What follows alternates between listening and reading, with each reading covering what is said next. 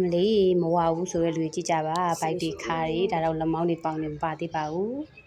လေ့ကျင့်ခန်းမလုပ်ခင်အရင်ဆုံးကြောရှော့ပါနော်အကြောရှော့မှာပဲအကြောပြက်တာတွေကိုတက်တာစီမှာပါ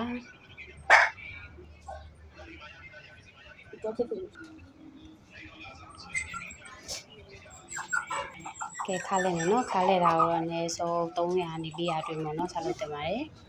ထုံးစံတိုင်းကီရှုပ်ပါတယ်ဖယ်ပါဖယ်မယ်နော်ဖယ်မယ်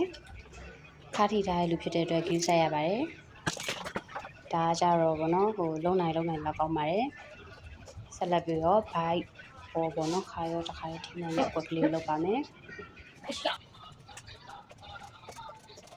ဒီလေ့ကျင့်ခန်းလေးတွေကိုဗောနော်အချိန်20 3ကြော့စီလုပ်ပေးနိုင်တော့ပို့ပြီးတော့ကောင်းပါတယ်ဒီလေ့ကျင့်ခန်းလေးကိုလည်းဗောနော်အပေါ်မခုံနိုင်တဲ့လူကတော့အခုပြထားလူတွေလုပ်လို့ရပါတယ်ထဒါတော့အကျော်ရှော့တိုင်းရဖြစ်ပါတယ်ဒါလည်းဗောနော်ဒီနေ့အချိန်100လောက်လုပ်နိုင်တော့ကောင်းပါတယ်ကိုကတော့ဘိုက်ကျွတ်တာအတွက်ပေါ့နော်အဓိကထားပြီးစားနေရပါအချိန်20 3ကြော့စီပေါ့နော်တစ်မျိုးကိုလုပ်ပြီးလို့ရပါတယ်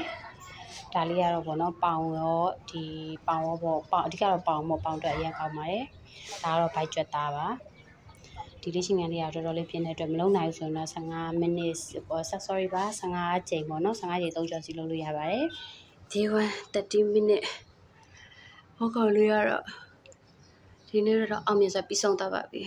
ကီလိုက်ရှုပ်နေတော့အရင်တော့အကောင်းမလုံးနိုင်